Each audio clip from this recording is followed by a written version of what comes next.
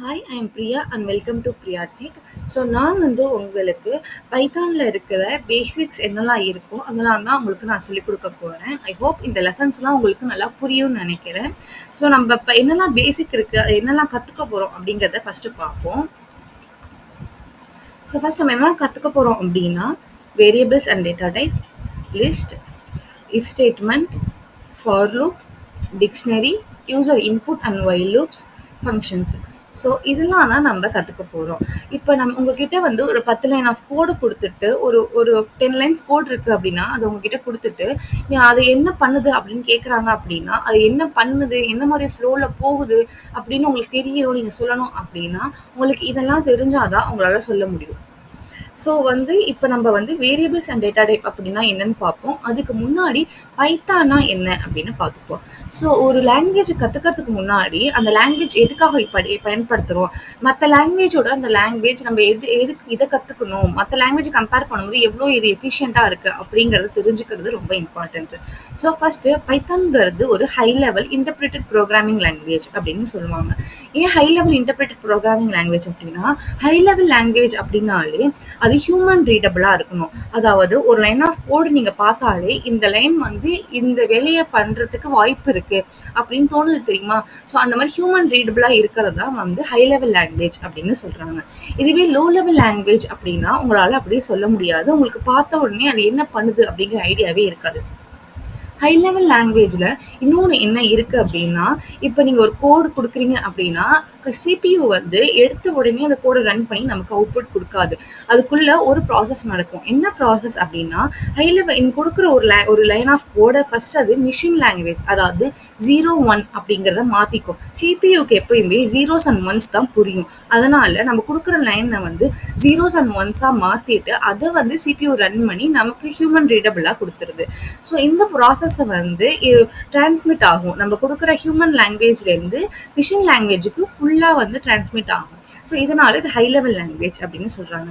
இதுவே low level language அப்படின்னு எடுத்துக்கிட்டிங்க அப்படின்னா லோ லெவல் லாங்குவேஜும் இதே ப்ராசஸ் தான் பண்ணும். ஆனால் அந்த டிரான்ஸ்மிட் ஆகுது இல்லை கோடுலேருந்து நம்ம கொடுக்குற ஹியூமன் ரீடபிள் கோட்லேருந்து மிஷினில் லாங்குவேஜுக்கு டிரான்ஸ்மிட் ஆகுது தெரியுமா. அதோட ப்ராசஸ் அப்படிங்கிறது பார்த்தீங்கன்னா ஹை லெவல் லாங்குவேஜை கம்பேர் பண்ணும்போது இது கொஞ்சம் கம்மியாக தான் டிரான்ஸ்மிட் ஆகும். ஃபுல்லத்தையும் வந்து 0 to 1 மிஷின் லாங்குவேஜாக கன்வெர்ட் பண்ணணும் அப்படிங்கிறது இருக்காது. ஸோ அதனால தான் பைத்தான் அப்படிங்கிறது ஒரு ஹை லெவல் லாங்குவேஜ் அப்படின்னு சொல்கிறாங்க. அதே மாதிரி it is used for web development, data science and artificial intelligence and more. பைத்தானை யூஸ் பண்ணி நம்மளால ஒரு வெப் டெவலப்மெண்ட்டோ, டேட்டா சயின்ஸோ, ஒரு ஆர்டிஃபிஷியல் இன்டெலிஜென்ஸையோ நம்ம கிரியேட் பண்ண முடியும். பைத்தான் அப்படிங்கிறது வந்து அந்த பைத்தான் கோட் அப்படிங்கிறது ஒரு ரீடபிலிட்டி அப்படிங்கிறாங்க. அதாவது பைத்தான் கோடை நம்மளால ஈஸியாக படிக்க முடியும். அதோட சின்டாக்ஸ் க்ளீனாக இருக்கும். பிகினர்ஸ் வந்து ஈஸியாகவும் கற்றுக்க முடியும். ஸோ ஏன் பைத்தான் கற்றுக்கணும், நம்ம கிட்ட வந்து நிறைய லாங்குவேஜஸ் இருக்குது, நம்ம ஏன் பைத்தானை கற்றுக்கணும் அப்படின்னா ஒரு program will do more in few lines of code. அதாவது மற்ற லாங்குவேஜை கம்பேர் பண்ணும்போது இந்த பைத்தான் வந்து உங்களுக்கு ஃபியூ லைன்ஸ் ஆஃப் கோட்லேயே கொடுத்துரும். ஃபார் எக்ஸாம்பிள் இன்னொரு லாங்குவேஜ் நீங்கள் எடுத்துக்கிறீங்க அப்படின்னா அந்த லாங்குவேஜில் வந்து ஒரு 4 லைன் வந்து ஒரு கோடு போடுது ஒரு விஷயத்துக்காக அப்படின்னா பைத்தான் அதுவே விஷயத்தை வந்து 2 லைன்லேயே போட்டு கொடுத்துரும். அதுவும் போட முடியும், அதுவும் ஈஸியாகவே புரிஞ்சுக்கவும் முடியும். ஸோ அதனால தான் பைத்தான்ங்கிறது ஈஸி அப்படின்னு சொல்கிறாங்க. அதே மாதிரி your code will be easy to read, easy to debug. அதாவது என்னெல்லாம் எரர் இருக்குது அப்படிங்கிறத கண்டுபிடிக்கிறது அப்படிங்கிறது ஈஸியாக இருக்கும். அண்ட் கோட் பார்த்தீங்கன்னா க்ளீனாகவும் இருக்கும். அதே மாதிரி நான் சொன்ன மாதிரி நம்ம பைத்தானை யூஸ் பண்ணி நம்மளால வந்து கேம்ஸ் அண்ட் வெப் அப்ளிகேஷன்ஸையும் டெவலப் பண்ண முடியும். ஸோ பைத்தான் அப்படின்னா இதுதான் நான் ஓவராலாக கொடுத்துருக்கேன். ஸோ இப்போ நம்ம வந்து வேரியபிள்ஸ்னால் என்ன, டேட்டா டைப்னா என்ன அப்படிங்கிறத பார்க்கலாம். ஸோ வேரியபிள் அப்படிங்கிறத தெரிஞ்சுக்கிறதுக்கு முன்னாடி டேட்டா டைப் அப்படின்னா என்னன்னு தெரிஞ்சுக்கிறதுங்கிறது important. So first data type அப்படின்னா என்னன்னு பார்க்கலாம். Data type is a category for values and every values belongs to exactly one data type. அதாவது இப்போ நீங்கள் வந்து ஒரு க்ராசரிக்கு போகிறீங்க, இல்லைனா ஏதோ ஒரு கடைக்கு போகிறீங்க, நீங்கள் வந்து சில க்ராசரி சாமான்லாம் வாங்கிட்டு வந்திருக்கீங்க. எல்லாத்தையும் நீங்கள் வந்து என்ன பண்ணுவீங்க, ஒரு ஜாரில் ஒரு கண்டெய்னரில் பிரித்து கொட்டி வைப்பீங்க தெரியுமா. அந்த மாதிரி ஞாபகம் வச்சுக்கோங்க இதை. இப்போ நீங்கள் வந்து ஒரு ஜாரில் பார்த்தீங்கன்னா ஃபஸ்ட்டு வந்து டியூமரிக், அதாவது மஞ்சள் பொடியை வந்து ஒரு ஜாரில் கொட்டிடுறீங்க. பிஸ்கெட் இருக்குது, அதை பிரிச்சுட்டு இன்னொரு டப்பாவில் போட்டு வைக்கிறீங்க. அந்த மாதிரி எல்லாத்தையுமே தனித்தனி தனித்தனி டப்பால நீங்க போட்டு வைப்பீங்க. எல்லாமே சாப்பிடக்கூடிய பொருள் தான். ஆனா எல்லாமே தனித்தனி வகையா இருக்கிறதுனால எல்லாத்தையும் தனித்தனியா தான் நம்ம வைக்கிறோம். அதே மாதிரி தான் இதுவும் நம்பர்ஸ் அப்படிங்கிறத இன்டீஜர் அப்படின்னும், வேர்ட்ஸா இருக்கிறத ஸ்ட்ரிங் அப்படின்னும் நம்ம இங்க சொல்றாங்க. ஸோ இது என்னங்கிறத டீப்பா பார்ப்போம். இன்டீஜர் அப்படிங்கிறது என்ன அப்படின்னா ஹோல் நம்பரா இருக்கு தெரியுமா, அதுதான் இன்டீஜர்ஸ் அப்படின்னு சொல்றாங்க. அது ஈவன் நெகட்டிவாவும் இருக்கலாம், பாசிட்டிவாவும் இருக்கலாம். அதை இன்ட் அப்படிங்கிற ஷார்ட் ஃபார்ம்ல சொல்லுவாங்க. அது ஃப்ளோட் அப்படிங்கிறது என்னன்னா இந்த மாதிரி பாயிண்ட்ல வருது 3.14 52.3 அப்படிங்கிறது வரதுதான் ஃப்ளோட் அப்படிம்பாங்க. இதுவும் பிளஸ் ஆர் மைனஸ் ரெண்டுத்துலயும் வரலாம். அடுத்து ஸ்ட்ரிங்குங்கிறது தான் நம்ம சொன்னோம் வேர்ட் அப்படிங்கிறத சொன்னோம். ஒரு வேர்டு அப்படின்னா அதை ஸ்ட்ரிங் அப்படின்னு சொல்லுவாங்க. அது நம்ம சிங்கிள் கோட்ஸ்குள்ள கொடுக்கணும். இந்த இடத்துல பாத்தீங்கன்னா நான் 10 and 100.3 அப்படிங்கறத கொடுத்துருக்கேன். உங்களுக்கு இங்க ஒரு சந்தேகம் வரும், இங்க நான் வந்து இன்டீஜர் அப்படின்னு நான் சொன்னேன், ஹோல் நம்பர்ஸா இருக்கிறது பாயிண்ட்ல இருக்கிறதா நான் ஃப்ளோட்னு சொன்னேன், ஆனா இங்க ஸ்ட்ரிங்ல கொடுத்துருக்கேன். இதுக்கான காரணம் என்னன்னா இதுக்கும் டிஃபரன்ஸ் ஒண்ணுமே இருக்காது, வெறும் ஒரு கோட்ஸா தான் இருக்கும். நான் கோட்ஸ்குள்ள கொடுக்கறதெல்லாம் ஸ்ட்ரிங் அப்படிங்கிறதுல எடுத்துக்கும். இப்ப இதுவே நான் அந்த கோட்ஸ் கொடுக்கல அப்படின்னா இந்த 10 இந்த 100.3 அப்படிங்கிறது ஒரு இன்டீஜர் அண்ட் ஃப்ளோட் அப்படியா தான் இது கன்சிடர் பண்ணும். ஓகே, உங்களுக்கு டேட்டா டைப் அப்படின்னா என்னன்னு புரிஞ்சிருக்கும் நம்புறேன். ஸோ இப்போ வேரியபிள்ஸ் அப்படின்னா என்னன்னு பார்ப்போம். அதுக்கு முன்னாடி ஒரு சின்னதாக ஒரு பில்டிங் ஃபங்க்ஷன் பார்ப்போம். அதுக்கு பேர் தான் பிரிண்ட். பிரிண்ட்டுங்கிறது ஒரு பைத்தானோட ஒரு பில்டிங் ஃபங்க்ஷன். இது என்ன பண்ணும் அப்படின்னா இந்த பிரிண்ட்டுக்குள்ள நம்ம என்ன கொடுக்குறோமோ அது அப்படியே ரிசல்ட்ல நமக்கு கொடுக்கும். இங்க பாருங்க, இந்த பிரிண்ட்டுக்குள்ள நான் ஹலோ வேர்ல்டு அப்படின்னு நான் கொடுத்துருக்கேன்னா இந்த ஹலோ வேர்ல்டுன்னு கொடுக்கறது என்ன பண்ணும் அப்படின்னா நமக்கு ரிசல்ட்ல ஹலோ வேர்ல்டு அப்படிங்கிறத காட்டும். உங்களுக்கு இதை நான் போட்டு காட்டுறேன். அதுக்கு நான் வந்து கூகுளில் போயிட்டு கூகுள் கொலாப் அப்படின்னு நீங்க டைப் பண்ணீங்க அப்படின்னா கூகுள்லேருந்தே அவங்களுக்கு வந்து ஒரு வெப்சைட் கொடுக்குறாங்க. அதில் நீங்க கோட்டை ட்ரை பண்ணலாம். இல்லைன்னா நீங்க பைத்தான் வந்து ஆல்ரெடி இன்ஸ்டாலில் வச்சிருக்கீங்க அப்படின்னா அதுலேயும் ட்ரை பண்ணலாம். ஸோ நான் இதில் போயிட்டு இந்த இடத்துல வர கூகுள் கொலாப் நான் கிளிக் பண்றேன். ஸோ ஓப்பன் பண்ண உடனே இந்த மாதிரி கேட்கும். ஸோ இதில் ஏற்கனவே இந்த கோட் வச்சிருந்தீங்க அப்படின்னா அதை கிளிக் பண்ணி யூஸ் பண்ணிக்கலாம். இல்லைன்னா நீங்க கேன்சல் கொடுத்துட்டு இந்த இடத்துல பிளஸ் கோட் அப்படின்னு இருக்கும். இதை நீங்க கிளிக் பண்ணீங்க அப்படின்னா இந்த இடத்துல கோடு வரும். நீங்க எத்தனை வாட்டி கிளிக் பண்றீங்களோ அத்தனை வாட்டி இது வந்துகிட்டே இருக்கும். ஸோ நான் ஃபர்ஸ்ட் இந்த இடத்துல நான் வந்து பிரிண்ட் ஃபங்க்ஷன் நான் வந்து யூஸ் பண்றேன். Print open bracket close bracket open அதுவே கொடுத்துரும். ஸோ இதுக்குள்ள நான் வந்து ஒரு கோட்ஸ்குள்ள ஹலோ வேர்ல்ட் அப்படிங்கறத கொடுக்குறேன். இப்படி கொடுத்து இந்த இடத்துல இருக்கிற ரன் பட்டனை கிளிக் பண்ணீங்க அப்படின்னா இந்த இடத்துல உங்களுக்கு காட்டும் அது எப்படி ரன் ஆகுது அப்படிங்கிறது. பைத்தான் 3க்கு கனெக்ட் ஆகிட்டு இருக்கு அப்படிங்கிறது இங்க காட்டுது. அண்ட் பார்த்தீங்கன்னா ஹலோ வேர்ல்ட் அப்படிங்கிறது நமக்கு பிரிண்ட் ஆயிடுச்சு. ஸோ இந்த பிரிண்ட் ஃபங்க்ஷன் என்ன பண்ணுதுன்னா நான் இதுக்குள்ள என்ன கொடுக்குறனோ அது அப்படியே வந்து நமக்கு ரிசல்ட்ல காட்டுது. ஹலோ வேர்ல்டுக்கு பதிலாக நான் 10 அப்படின்னு நான் கொடுத்துட்டு இதை ரன் பண்ணாலும் எனக்கு 10 அப்படிங்கிறத காட்டும். ஆனால் இங்கே ஒரு விஷயம் என்னன்னா இந்த பிரிண்ட்ல நீங்க வந்து ஹலோ வேர்ல்டு வந்து கோட்ஸ் இல்லாமல் நீங்க கொடுத்துட்டீங்க. ஹலோங்கிறத இந்த இடத்துல நான் கோட்ஸ் இல்லாமல் கொடுத்துட்டேன் அப்படின்னா இது வந்து உங்களுக்கு நேம் எரர் அப்படிங்கிறத காட்டும். பிகாஸ் நான் சொன்ன மாதிரி வேர்ட்ஸ் எல்லாமே வந்து நீங்க கோட்ஸ்குள்ள தான் கொடுக்கணும். இதை எப்படி நீங்க கோட்ஸ்குள்ள கொடுக்காம இருக்கலாம் அப்படின்னா வேரியபிள்ஸ் நான் சொன்னேன் தெரியுமா, அதுல தான் நீங்க கொடுக்காம இருக்கலாம். அது எப்படிங்கிறத நான் உங்களுக்கு சொல்றேன். ஸோ வேரியபிள் அப்படிங்கிறது என்னன்னா variable is connected to value. அதாவது ஒரு வேரியபிளை வந்து வேல்யூஸோட கனெக்ட் பண்ணுவாங்க. ஃபார் எக்ஸாம்பிள் இங்க பாத்தீங்கன்னா இங்க நான் ஒரு பாக்ஸ் கொடுத்துருக்கேன். இதை வந்து இந்த பாக்ஸோட பேரை நீங்க மெசேஜ் எம்எஸ்ஜி அப்படின்னு ஞாபகம் வச்சுக்கோங்க. அதுக்குள்ள நான் வந்து ஹலோ வேர்ல்டு அப்படிங்கிற ஒரு இதை வந்து உள்ள நான் கொடுத்துட்டு இதை வச்சிடுறேன். ஸோ இதுக்கப்புறம் எனக்கு அந்த ஹலோ வேர்ல்டு அப்படிங்கறத எடுக்கணும் அப்படின்னா நான் என்ன பண்ணுவேன், எம்எஸ்ஜி அப்படிங்கிற பாக்ஸ் எடுத்துட்டு வர சொல்லி அதை ஓப்பன் பண்ணி நான் ஹலோ வேர்ல்டு அப்படிங்கறத எடுத்துப்பேனா. அதே மாதிரிதான் இதுவும். இப்போ நான் இந்த எம்எஸ்ஜி அப்படிங்கிற ஒரு இதுக்குள்ள நான் ஹலோ வேர்ல்ட் அப்படிங்கிற ஒரு வேல்யூவை நான் அங்கே கொடுக்குறேன். ஸோ இதை கொடுத்ததுக்கு அப்புறம் என்ன ஆகும்னா இந்த எம்எஸ்ஜி அப்படிங்கிற வேரியபிளுக்கு ஹலோ வேர்ல்ட் அப்படிங்கிறது கனெக்ட் ஆயிடும். சொன்ன மாதிரி variable is connected to value. இந்த ஹலோ வேர்ல்டுங்கிற வேல்யூ இந்த மெசேஜுங்கிற வேரியபிளோட கனெக்ட் ஆயிக்கும். இதுக்கு வந்து நீங்க சிங்கிள் கோட்ஸ் டபுள் கோட்ஸ் கொடுக்கணும். இங்க சிங்கிள் கோட்ஸ்லாம் கொடுக்கணும் அவசியம் கிடையாது. பிகாஸ் வேரியபிள் வேல்யூஸ்க்கு மட்டும்தான் நீங்க வந்து கோட்ஸ் கொடுக்குற மாதிரி இருக்கும் ஸ்ட்ரிங்க்கு. இப்போ நான் இதை பிரிண்ட் பண்றேன் அப்படின்னா எனக்கு இந்த ஹலோ வேர்ல்ட் அப்படிங்கிறது எனக்கு ரிசல்ட்டா வரும். இதை நான் உங்களுக்கு போட்டு காட்டுறேன் பாருங்க. இப்போ நான் எம்எஸ்ஜி அப்படின்னு கொடுத்துட்டு இங்க ஹலோ வேர்ல்ட் அப்படிங்கிறத கொடுக்குறேன். இந்த பிரிண்ட்டுக்குள்ள எம்எஸ்ஜி அப்படின்னு கொடுத்துட்டேன் அப்படின்னா எனக்கு வந்து எம்எஸ்டி அப்படிங்கிறது எங்க இருக்கு? இங்க இருக்கு. அது ஒரு வேரியபிளா இருக்கு.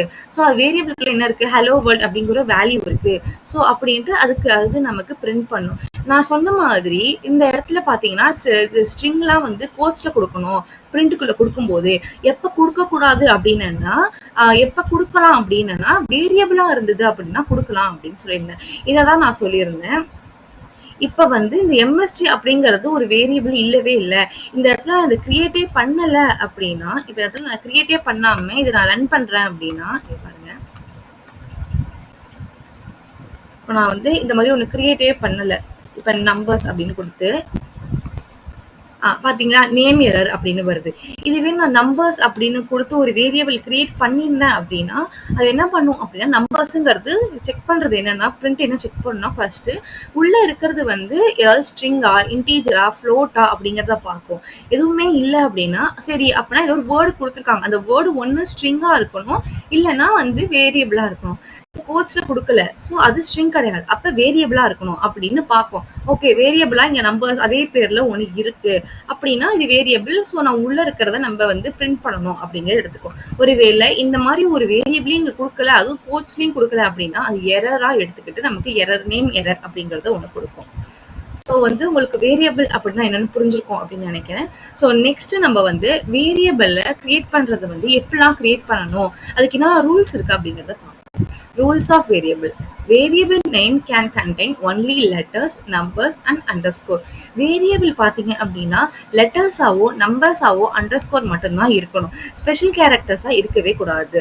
And space are not allowed in variable name, but underscore can used to separate words.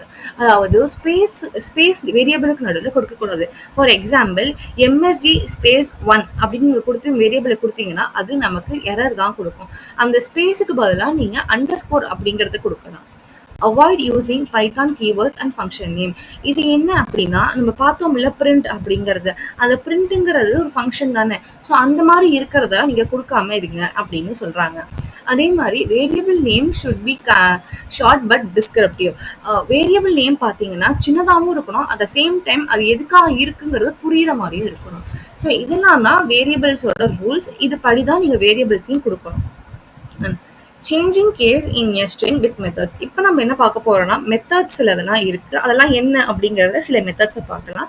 இது வந்து சேஞ்சிங் கேஸ் மெத்தட்ஸ். அதாவது இப்போ நம்ம வந்து ஒரு வேல்யூ இருக்கு அப்படின்னா அதுல கேஸை மாத்துறோம். அதாவது ஃபர்ஸ்ட் லெட்டர்ல இருக்கு தெரியுமா, அந்த ஃபர்ஸ்ட் லெட்டரை வந்து கேபிட்டல் லெட்டரா மாத்துறோம். அதுக்கு யூஸ் பண்ற மெத்தட் பேர் தான் title method. The title method changes the first letter of the string.